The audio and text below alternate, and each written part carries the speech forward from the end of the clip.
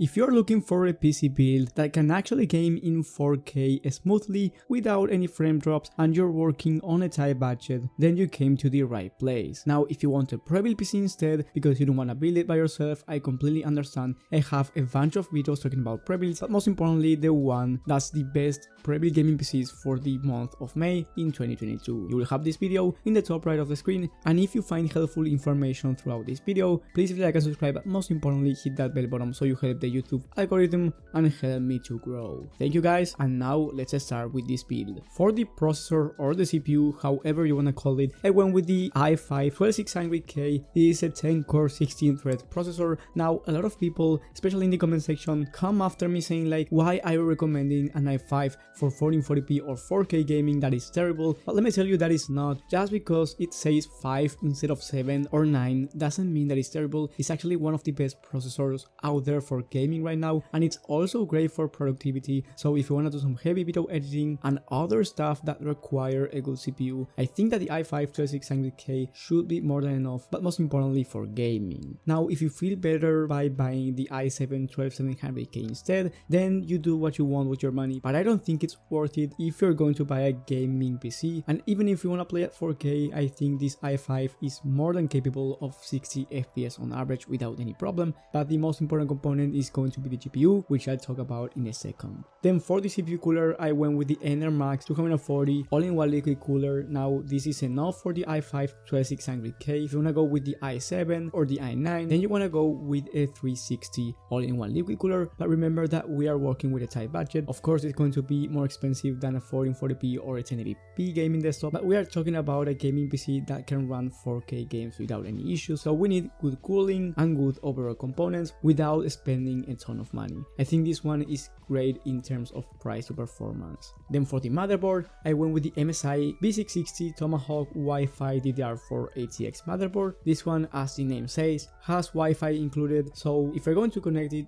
to an Ethernet cable, then you actually can save up some money on a cheaper motherboard. But if you're going to work via Wi-Fi, I think this one is going to be the right choice for you. And if you're thinking of doing some heavy video editing, then I will go with the ST690 instead, because you get better audio. Then for the memory, I went with the Corsair 32 gigs of RAM kit. This one is at 3600 MHz of speed, CL16 memory. It's going to work wonders. Now for gaming, you just need 16 gigs of RAM, but considering that you are buying a gaming PC for 4K, and I'm guessing that you want to stream or maybe open a lot of tabs while playing, I think 32 gigs is going to make a lot of sense. But once again, you can make this PC cheaper by going with 16 gigs. Now at the end of this video, I will explain on how to make this PC cheaper without losing much performance, and also how to make it a little bit more expensive with better performance. So you wanna stay until the end of this video because I will try to help you out a lot. Then for the storage, I went with 1TB of M.2 SSD. This might be enough for you and this might be not. If you're going to do a lot of video editing and content creation, then you want to go with 2TB at least. But if you're just going to go for gaming, I think that 1TB is going to be all that you need. But this really depends on what you want to do with this gaming desktop. Then for the graphics card and the most important component for gaming, I went with the GeForce RTX 3070 Ti. Now you can go with the 3080, it's going to perform better at 4K, but you're going to spend around $150 more, so that's something that you should keep in mind.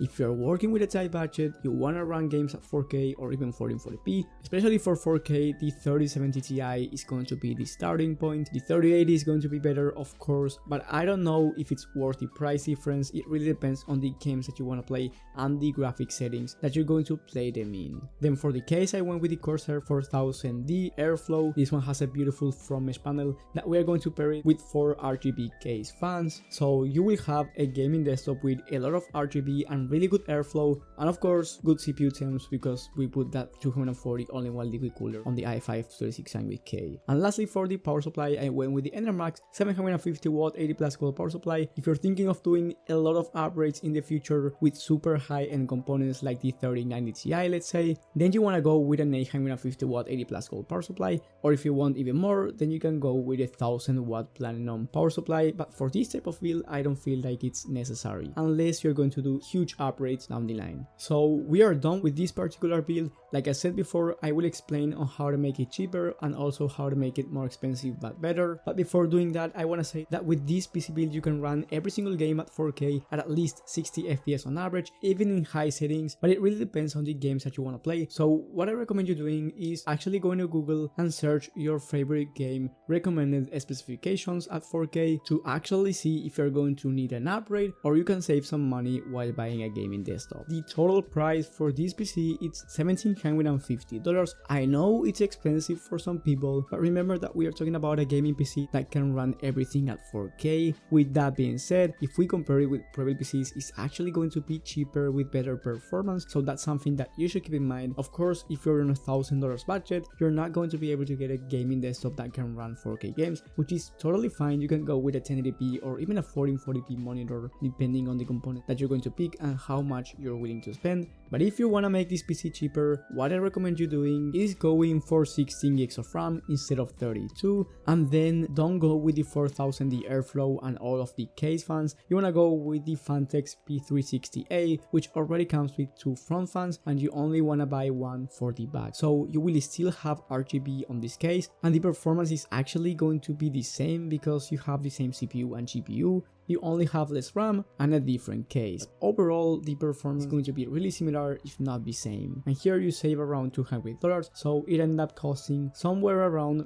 $1,550. That's something to keep in mind if you want to buy a gaming desktop on a budget for 4K gaming. $1,500 is actually a crazy price, considering that the PC market has been crazy the last couple of months. Right now it's on a good place, so $1,500 I think it's a great price for a 4K gaming desktop. And then if you want to make this PC more expensive and better for 4K gaming, you want to go for the RTX 3080 instead of the 3070 Ti, and the total price would be around $2,000, so it's going to be more expensive. I don't really know if it's actually worth the price difference. I don't think it is. I don't think that you will notice a huge difference, since you will probably have a 4K 60Hz gaming monitor or even a 144Hz display. The last one will be more than enough for 144 FPS on average in competitive titles. And if you want to make it even more expensive because you have more money and you want better performance, then you want to get the i7-12700K instead of the i5. Once again, I don't feel like it's necessary, but maybe you really need it because you don't want to upgrade the CPU anytime soon. I mean, with the i5 you won't need to anyway, but maybe you want a better CPU also for productivity, and you also want